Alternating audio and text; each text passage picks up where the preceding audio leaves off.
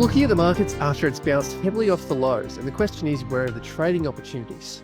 There's an abundance of spring lows or false breaks, and also a lot of patterns coming out off the lows. That's what Gary Glover's been trawling through over the last couple of weeks to identify the best trading opportunities on the ASX in the climate of what we're seeing in front of us being extremely volatile times, but that does fit into the blueprint. Gary, there's a lot happening. Good morning. How are you?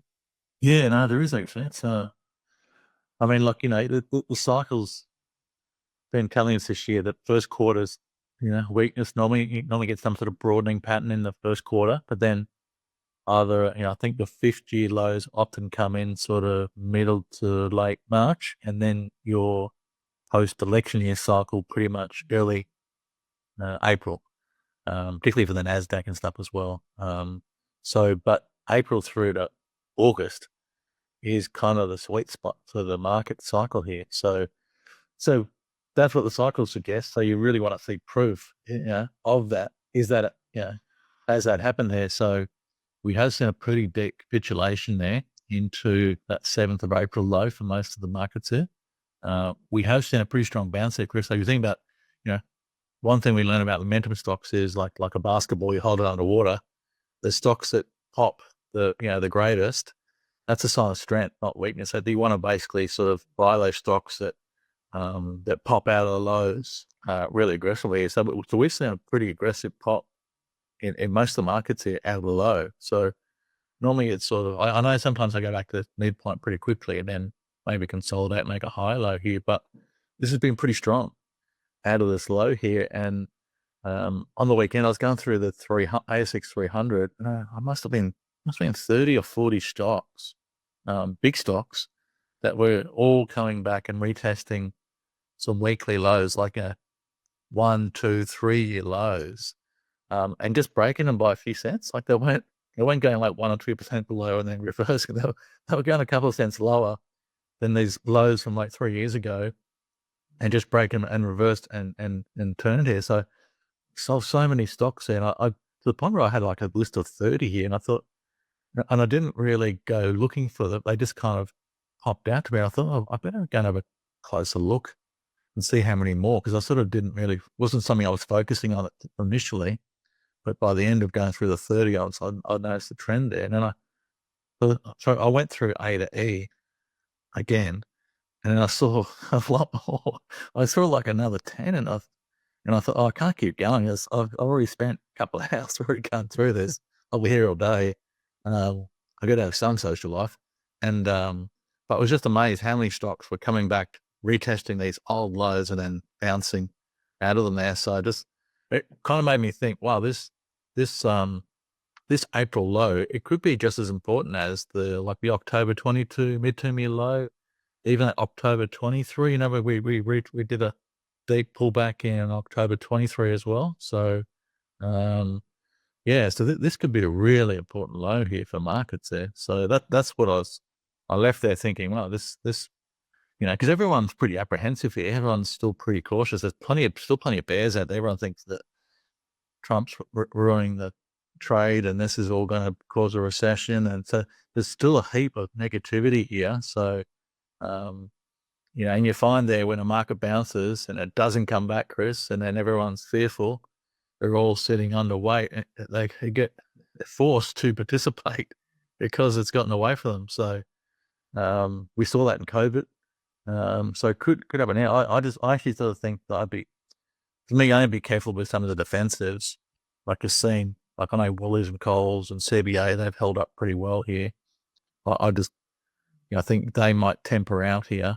I think you might see a shift into a bit more growth and a bit, bit more high delta sort of stuff here. So really interesting couple of weeks there. And all I'm seeing here is signs of strength too. I'm seeing those false breaks. I'm seeing lots of bases here. So like normally when you get it, you normally get like a like the 0, 1, 2, 3. Normally that basing sort of pattern there where you get 3 high lows takes a while to establish. But I'm seeing a lot of these on the daily charts because I'm seeing both so volatile. I've seen that there's 0, 1, 2, 3, seeing VCPs as well. So seeing the volatility contract even off the low. So seeing those VCPs, a lot of them are on the 50-day moving average, which is not awesome from a momentum point of view, but we're still seeing capitulation, series of high lows, and then starting to break the new highs. So that's constructive, So just seeing a lot of signs. I'm actually what I saw on the weekend was sort of like, wow, this market's a lot stronger than everyone's giving it credit for, I think. Well, it's brilliant that you've been able to do that analysis and research for us and dig up some of the leaders and some good examples of those false breaks. And I'm pretty excited because there's some really big names in there that a lot of people would have in their portfolios to look at those charts. Quickly, we'll probably brush through these indices because you've covered a lot of that context for it. The NASDAQ we've got on screen here, we've had that massive low. It's pulled back. You're looking for support around sort of that, 15,000 level. 15,120 was the 50% retracement. Yeah. You're talking about the sweet spot being April to August. Historical research shows that from the US election period, that's positive from the cycles and how often we see the April to August positive period. And then also the fifth year being 2005, 2015, 2025, the years ending with a 5. That also corresponds with it. So with that backdrop, your blueprint for the year, is there much else to add to the NASDAQ charts, or it's... No, it's probably the only, like the S&P and the Dow come back to, come back to the old highs. That's more obvious support here. Whereas the NASDAQ was the only one that didn't sort of go double the previous range. So you can see, the S&P has basically expanded 100% of the previous range, where this has only got 61%. Yeah. Whereas the Dow and the S&P both have doubled that previous range. So big moves. Okay. So they've come back to the old highs. That's really significant support there. This one wasn't as pronounced. So I think, the 50% looks like a pretty good, it's just gone marginally lower than 50%, but that's a pretty good retracement there. Think about that's what 2.25 year bull market. We pull back 50% quick time here. That's often what, they can do something like that, and then reset again here. So, I think that looks pretty good. The S&P and the Dow, that's textbook sort of stuff here. Spanning 100% of previous range, pulling back, sitting on top of the previous high. That's as good as it gets, really, from a charting sort of technical perspective there. So, look, I wasn't expecting to come back so quick or so far, but it has done. So, I think the signs are pretty positive here as well. So, just like the bounce has been pretty quick. Probably even more so for our market, Chris, as well. So, I think that sort of holds us in pretty good stead there. Something I don't cover here is, like the Aussie dollar got down to 59 cents and it's bounced back to 64 pretty quickly. So everyone's worried about maybe the US economy, maybe US dollars. Just what's happened here is probably just put the US market and finance, maybe just monetary system a little bit of questions, so that might be a negative macro for the US dollar. So if we start to see, I think the Aussie dollar's capitulated into a pretty good low. So over time here, if the Aussie starts to sort of firm here, that could be pretty good for commodities as well.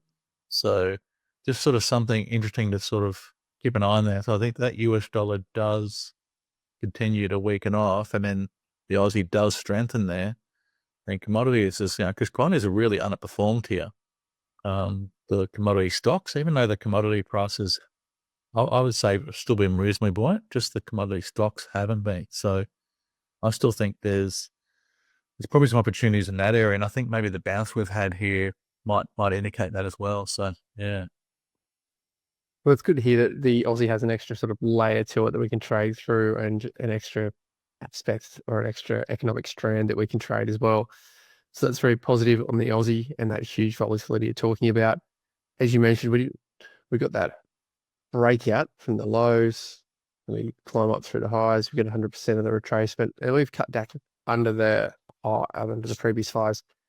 We know from this chart, and well, if it's almost been there for a year, this sort of bandwidth that you've shown on the chart. How important is it that it has undercut this bandwidth and then come back out of it quickly and gotten over it almost to retest those highs? So two things there. That low actually was that was the COVID high, 2020 as well. So So that's an old high there, which probably if you can't see on this chart here, but you got a weekly there. So that is an important level, that line there. But the size of that, see how quickly we've bounced, 7,200 back up to 8,000, pretty quick time here. So that's a pretty strong bounce there. So look, I expect to sort of see some consolidation there. I think if you look at that, you can see on the very low of this chart, 23, Chris, that October 23, we had a pretty strong bounce out of that low. Then we saw some consolidation and it ripped again.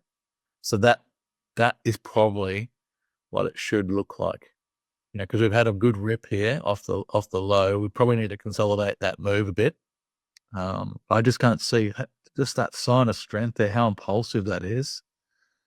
I don't see a deep retest here. I think it's probably more likely to see a narrow. Yeah, I mean, ideally you get that sort of VCP sort of consolidation sort of set up there.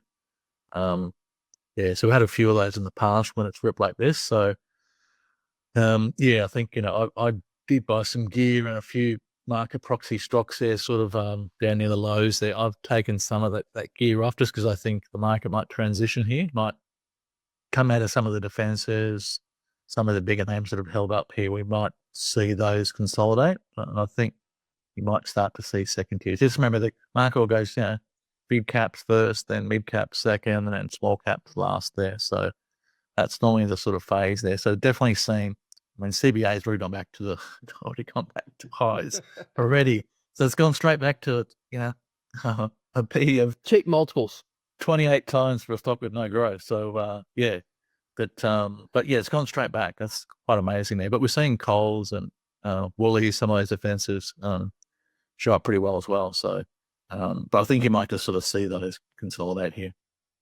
Well, I like that you're talking about blue chips, large names. What we're going to do is scroll through the report, jump into one of those very well-known names, household name for those investors who put it in their portfolio, CSL. It's a great growth story. In fact, I remember doing analysis on this about 10 years ago and comparing BHP, CSL, Combank, and Telstra at the date of the Telstra IPO.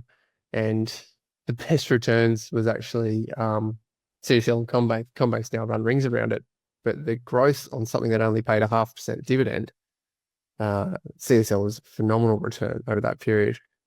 When Telstra floated, it was all about the yield. So it just shows that you can't focus on it. You need the growth. And like you've alluded to with Combank, it doesn't have the growth outlook now. So it's very much a large company. We can't say it's in its massive growth phase, but we're looking at it from a false break perspective right now. Yeah. What's happening here with CSL? What kind of thing can we expect from a large blue chip company like this, touching on these false breaks in the context of what you've just talked about with the markets? Well, it's gone sideways for 5 years, Chris. Really here after going through the, but I think 2010 or something there might have been around, $30, $40 or something there. It's gone all the way up to $340, but then over the last 5 years, it's just gone sideways. It's been in a bit of a sideways range there. So we've just been sort of, you can see there, we've had, lots of range touches there. We've seen two. We saw, 21 was a marginal new low, 22 was a marginal new low, 23 was a marginal, probably less marginal, but still had a nice bounce again. I think it spent 1 week there and then it reversed back above the previous high. So that was a good sign. So, we've gone back again, retested the low here. It's only gone a couple of cents lower, I think, this as well. So again, hasn't gone a lot lower. I think it was 228.61, and I think previously it was 228.65. So they're 4 cents lower. So just seeing these sort of, small, few cent breaks here going. I just saw heaps of this, Chris. It was amazing. I don't think I've ever seen that many, all at one time here. So, there was some big stocks there too. I mean, CCP, COF, DRR, Kogan, LIC, Light and Wonder, MAQ, NTS. It was just stock after stock after stock. So, it was just plenty of stocks there. So, I think it's a good sign. Yeah. Plenty of stocks with hitting the false breaks, and it's not alone in the context of where it is in the market. That's gold. Would you expect sort of an explosive sort of movement like we saw coming out of the October 23 lows? Or it seems like each time it's undercut these lows, it's within the matter of months, it's had a pretty good movement.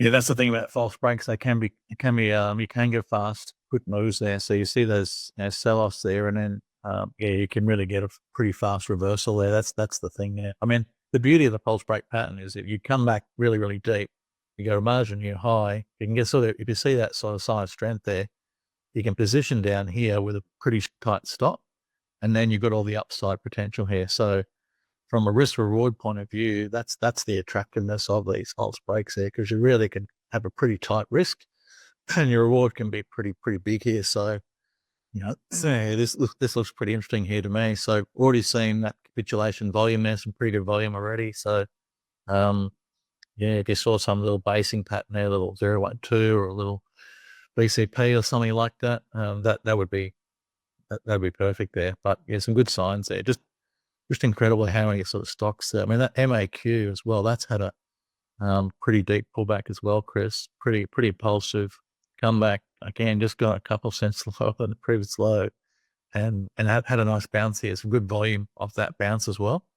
And there was a little 0.123 on the daily for MAQ. So stones look pretty tight there, but I think MAQ, NXT, just a few of them was setting up these 3 high lows. And normally takes longer to sort of set that up there, but I was just seeing quite a few of them.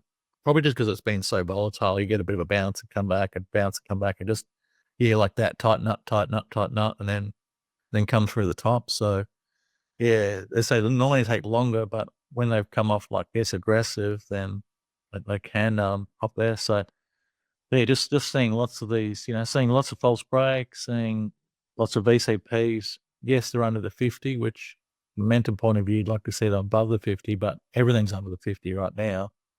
Well, not everything, but majority. Large percentage of the markets. Yeah. So it's pretty deep here, but I still, to me, I still like, if I've got that 0.123, I still, for me, I still like that setup because it's still low risk. So I can be fairly tight on my stop there. And if this is coming out of a base here low, then again, that the reward's pretty decent as well. So yeah. Well, it's the one that we skipped when we got to Nextdc to have a look at that VCP off the low of the 0.123, which is quite fascinating on that daily chart. As you're saying, there's enough volatility for that to happen in a short amount of time. We normally don't get to see that. Yeah. Another one that was Light and Wonder, so in Credit Corp, but let's just go through it in order. Credit Corp. This has been sort of looking at the weekly chart to see a couple of years. It's been sort of down to the doldrums. It's low. It's sort of created a bit of a base from a stand-one theme perspective. It's sort of gone through that basing pattern. Obviously, the weekly, you zeroed in on the daily chart to find the 0.123 in October 2023. Where we are now, false break undercutting those lows. What would you want to see CCP do to get your capital if you're going to start trading this? Yeah, so it's made the false break there, had a bit of a bounce. So it's been pretty good volume at that low. So that's the first good sign there. And then we're looking for like a tightening up pattern there or like a zero. For me, when I see a 0.123. So I think it's only sort of got 2 high lows on the daily. So another third high low on the daily would be pretty, will be the type of thing I'd like to see here. It's just the only thing is it's a less momentum, having traded this out of that last 0.123, Chris, it looks pretty good there, but that took a while. It's sort of like took a while to reach the third of the year. Yeah, it took a while. Just wasn't a fast maneuver there, was it? Yeah. So not saying it's not a good trade there. It's just I'm trying to trade the high momentum, stronger sort of stocks there. There's things that are moving the fastest. So that's just me personally. But for portfolios and stuff there, I think it looks quite good here. And well, for anyone who's watched your reports for many years and seen you talk about, I remember you did catch a low, I think it was in Ramsey. And even though you did pick at the low within a couple of cents, it took quite a while to churn through it. And I remember you saying at the time, Well, ResMed. Yeah, ResMed. ResMed, that was it. Yeah. And it took forever. And you were, in hindsight, you're saying, oh, actually, I wish I didn't buy the low because it consumed my capital for many months and stopped you from having other trading opportunities. Whereas if you just bought after, say, 0, 1, 2, 3, you would have had many more months of turning the capital over and trading it rather than being a hero. And good on you, you got the low, but you took the benefit of hindsight to say, actually, it's not as good as it seems. Yeah, no, that's exactly right. I think like normally those, normally those sort of 0, 1, 2, 3 patterns or 3 high lows do take a little while to set up, but it is interesting there that I did sort of pick up about 10 stocks that were already set up as 0, 1, 2, 3 already, Chris, and it's really only been 7th of April low here. So I was trying to go back and look at, when that might have happened in the past there, and it has happened a few times on some of the more aggressive sort of sell-offs. So you can get that set up maybe quicker if it is a deep low like this. So yeah. But I do know, I think it was 6 months ago, you were struggling to find 0, 1, 2, 3s when you ran through maybe off air what your trading setups were, and you're saying, look, they're just not showing. But we digress. We'll come back to the other opportunities in front of us. Light and Wonder, LNW is the ticker. What we're looking at here is a weekly chart, and it was up near its highs before the market fell out of bed, and now it's come and undercut sort of its recent lows in September, October 2024. How important is this sort of being in this part of the chart for a trading opportunity? Yeah, so again, it's gone, went to a margin new high there in late 24, then went to a margin new low, and obviously bounced back within the range, and now it's gone to a margin new high again, and then broke to a margin new low again. So it's funny, you do see this a lot in stocks there. You see it more in high inflationary type environments. So these sort of quite wild ranges there were very common in the 40s and 70s. So if you go back and sort of study some of the charts, some of the indices there, you saw that a lot. So so they're just interesting sort of setups here. So again, this one looks pretty decent. I know it's had a pretty impulsive move at quick time here. That's always, in the past, it's always worried me if they've sold off really quickly, because that sort of tells you that's a pretty impulsive move. You'd rather sort of see it get there slowly and then maybe come out of it. But I've seen a few come out, do these aggressive moves and recover pretty quickly as well. So can't rule it out, I guess, the other day. So, but yeah, you just want to sort of see a bit more support there. But that's just another false break here. Just one of the many that was setting up here for low stocks here. Well, on the false breaks, we also talked about the 0, 1, 2, 3s, and a better example than NXT was actually the next one in your report, Ebos, EBO being the ticker. Yeah. We can more clearly see what a 0, 1, 2, 3 looks like on the weekly. So the 0, which comes back to July last year, then a higher low, and they're much tighter than 1, 2, 3 higher lows. But relative to the market that was making new lows throughout March and April, this is making the 3rd and the 4th higher low. So what does that tell you about EBO as a trading opportunity and where it stands in the rest of the market? Yeah, it's even raised some money, Chris, as well. So if you've done a raise in there to try and to do some more expansion there. So, but I mean, this is the type of thing here is that if we go back and look at, October 22, October 23, March 23, so when the market had decent pullbacks and had deep lows, the stocks that were holding up the strongest when the market was finding lows were the stocks that led the next market. So, so we've had a pretty deep pullback into April there. So we think that's the low.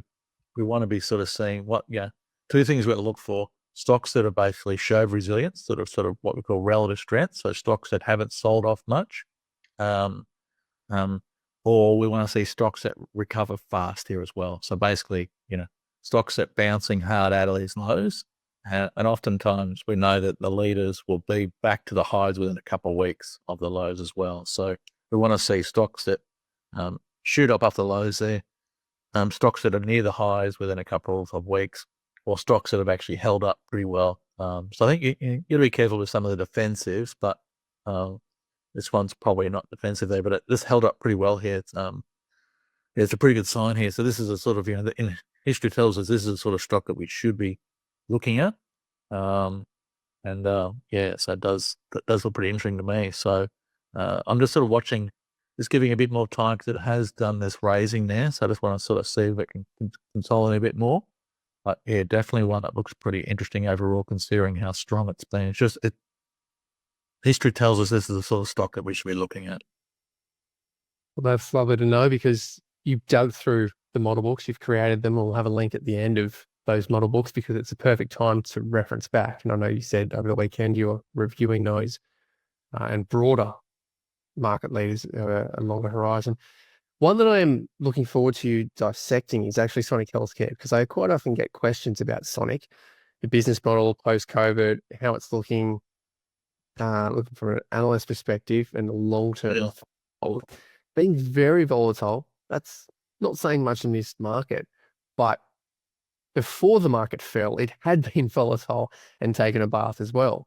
So it got hit hard into the first tranche of the market falling, and then it's sort of been weekly and stayed around these areas. So what has caught your eye to, well, as you said here, you've added a 4% holding in the limit with tight stop. What's caught your eye to add this one in here when you've had a plethora of false breaks and some 0, 1, 2, 3s to set up? Why Sonic Healthcare? Yeah, a couple of things sort of come eye here. So if we look at what you won't see on the chart here, this is a daily chart, is on the weekly sort of structure there, the 2020 low and then the 2024 low, and now this most recent low here around 2440.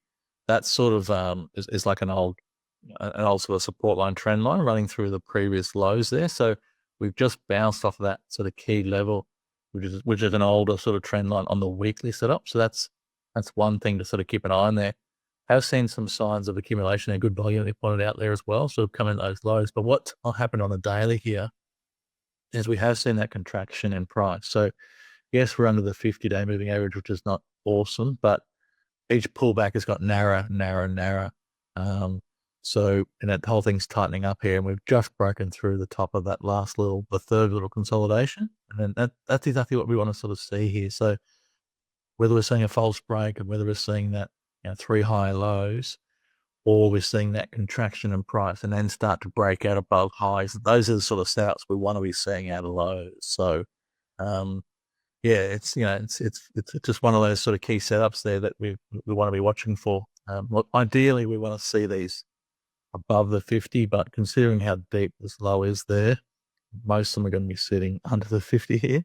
And yeah, it's probably not a reason not to trade. I guess if you think we have seen the low, like I think, then I think I'll be taking opportunities here, taking trades here. So this is a sector I still pretty positive about. I think Sonic's kind of definitely a leader in that sector as well. Definitely. We'll add the portfolio positions and the understanding of how to trade false breaks, 0, 1, 2, 3s in a very volatile market. But what's also coinciding as being a sweet spot, if we look at it from the annual perspective. Put the model book over there on the right-hand side. And when you want to see Gary's insights into the top momentum trades and the leading themes, have a look at the Friday videos. Thank you very much, Gary Glover from Novus Capital. Thank you.